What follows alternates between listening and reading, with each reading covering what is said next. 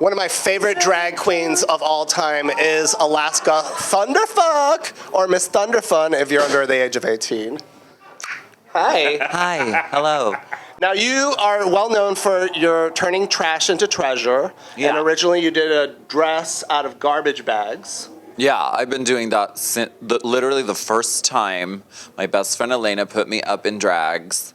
She teased this blonde wig into a big teased up thing, and we made clothes out of black garbage bags. So like I've been doing the same thing every day. Now, you went from garbage bags to dollars. For DragCon, you made a whole dress out of the tips that you get from your friends. That is trash to treasure. Yeah, that was like several years of tips. How many dollar bills went into that dress? Do you know? It was a lot. I don't know exactly how many, but it was more than $5.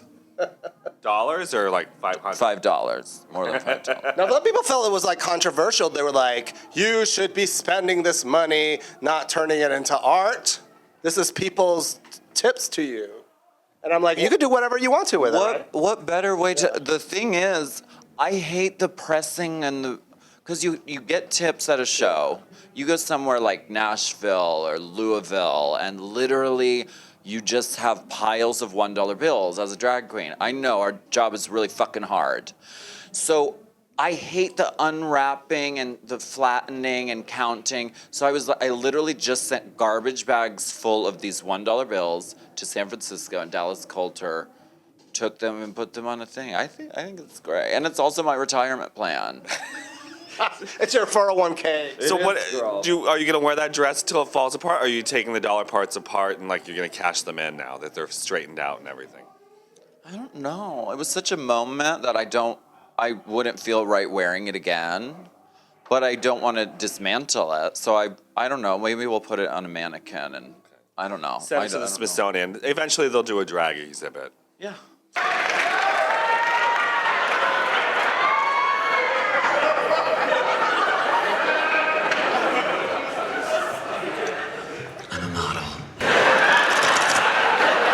You look so beautiful. You're gorgeous. You look like Linda Evangelista. You're beautiful. You're gorgeous. Oh, you're smiling. Did you stone those tights? Did you put those rhinestones on those nails? Honey. Now, you're one of the few drag queens from RuPaul's Drag Race that actually watches RuPaul's Drag Race, right? Oh, I do. I love it. Who are you rooting for this season? Well, I think everyone is the winner. That isn't to say I'm not allowed. I'm a former title holder. Well, you're still a title holder, right? Once you win Oh, right. All-Stars, Being in the Hall of Fame is forever. So, yes, I am. You're in a dressing room with Bob the drag queen over there. She's trying to be real quiet. She is current goddamn reigning. Soon to Coming be ex. through. Wait a minute. Since Bob, who won it first, you or Bob?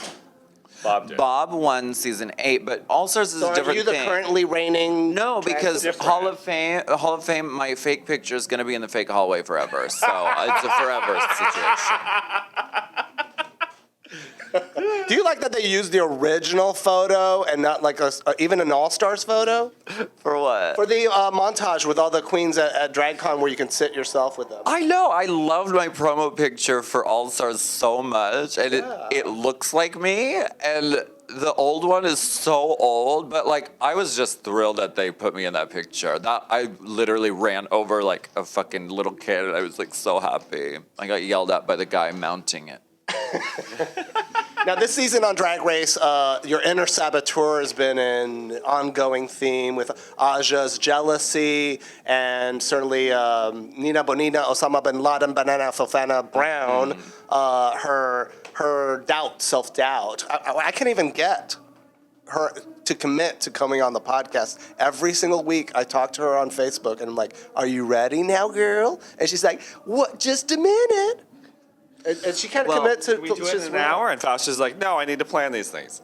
Well, the thing, I mean, you just, at a certain point, you just have to do it. And it is really scary, and it's overwhelming, and it's nerve-wracking. Like, this show tonight, I was so fucking nervous.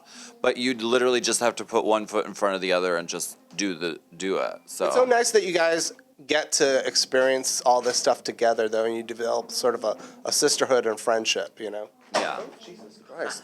Willem almost smashed her Did we phone. get to the bottom though? Who are you rooting? Who are you rooting for? Yes. Season 9. Who do you think's gonna take it? I don't.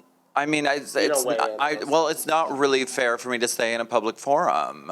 We But can you have secretly know. We can have a discussion after this, but like I think we can see who the front runners are, and I have no idea who's going to actually win, but I think we can see who's ahead Did of the anybody pack. surprise you at all? Where you're like, oh wow, this queen did that. That's amazing.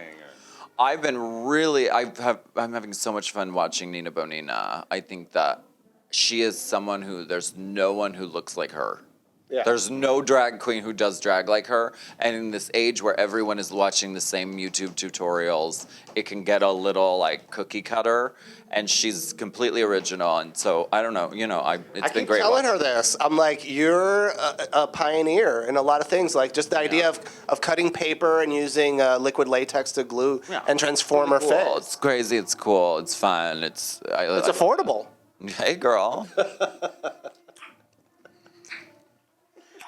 let's talk about you at the MTV Music and Movie Awards. You were interviewing starlets on the red carpet, and it started to hail. It was pouring, and God was smiting you all, and you were just laughing in nature's face. I am not making this up. Here's what happened. I did all these interviews with a whole bunch of people. It was lovely, but I was really wanting to talk to Rue and Michelle because I love them. Finally, Rue and Michelle, they're like one of the last ones to take the carpet. They come over. I'm asking them my standard questions. Michelle says some off-the-cuff remark about Fifi O'Hara. She was like, well, is Fifi, because the question was, what makes a good villain? And RuPaul said something like, they have to be accessible. And Michelle was like, well, was Fifi O'Hara accessible? And literally before RuPaul could even respond to the question, it started pouring down rain and hail, and literally they're holding. Michelle's covered in body makeup, so she's like, and she has a bouffant, so like if she gets wet, it's shit. It's done. It's fun. Before RuPaul could even respond, so it was either RuPaul's hatred for Fifi caused the storm, or Fifi O'Hara somehow has black magic, or I don't know. It was Santeria. Girl, yeah. It was like golf. It was basic gumball size hails. Really, I've never seen a hailstorm in Los Angeles. Never. And I thought that was really interesting about your philosophy of life is that when chaos ensues, you sort of celebrate it and go along with it. I loved it. It was like, and everyone there really loved it because it was like we're all dressed up and put together for this, fancy Hollywood thing, and just to see it get fucking pissed on by the sky was really pleasing. It looked like a disaster area. That's sort of like your success recipe for success is when you see chaos, when you see trouble, to embrace it. Well, I mean, now what else? What else can you do? That would explain how many years were you with Sharon, right? Zing! Ding the bell. Ding the Sharon bell. You said it. It's good to see you, Miss Snake. You're embracing your snakiness. Mom, you're embracing your cockness. Yes. So, yeah. Designed, available at feastoffun.com/store. I actually really like that. It's very like Starry Night. Thank you. Now, you got a bad edit in a sense at the end of All Stars, and they made you look like this, conniving, backstabbing. I'll give you $10,000. Did you ever give $10,000 to Detox? No, because she wouldn't take it, and so instead we together we gave $10,000 to the Trans Kids Purple Rainbow Foundation. Aww. So sweet. Yeah, whatever. No, I don't say I have a bad edit though. I don't say that. No, You're not an evil queen. You just got a bad edit. No, they show what happens. That is me. Anyone who knows me closely knows that if shit is going down, I fucking freak out about it. Ruth said that she's the exact same way, so I think she related to you in that sense. Well, I know you well enough to know that you were exaggerating a little bit for the cameras. Like I was like, this is not the Alaska now. But there's no sense in claiming that. I was feeling those feelings. If I wasn't in a TV show, I would have gone home and have that conversation with my best friend or whatever, just Kiki on the phone. However, you're there and you're surrounded by cameras. So what else can you do? You're supposed to live the experience. So like, I don't know. I got to have the ups and the downs, the highs and the lows. I got to be La Ganja Stranja, which I mean, that's great. Yeah. It's great. It's biblical and it's magical. I got to do it all, and I fucking won. So I can't be too mad about it. When you're compared to La Ganja Stranja, you know you win. I'll take that any day. I love her. She's doing so well. Yeah, she's fucking sick. She's a pioneer, a tycoon. Yeah. She has her own, ganja line, her pot and pot accessories. Girl, that's a good idea. Is it good to get stoned with La Ganja? I bet it's good. I don't know if I ever have. Honey, we gotta set that up. Bucket list. Well, you really believe in La Ganja and Gia Gunn at a time where people were sort of like a little bit confused about their appearance on Drag Race. They were sort of like, are these people kind of like at odds? And you were like paying tribute to them in your videos, and you befriended them very early on. Of course. And it's really hard when you're a young artist and everyone, it seems like everyone online is telling you this and that. It's like, it makes you question, like, am I really that? But you're not. Like, people are complex.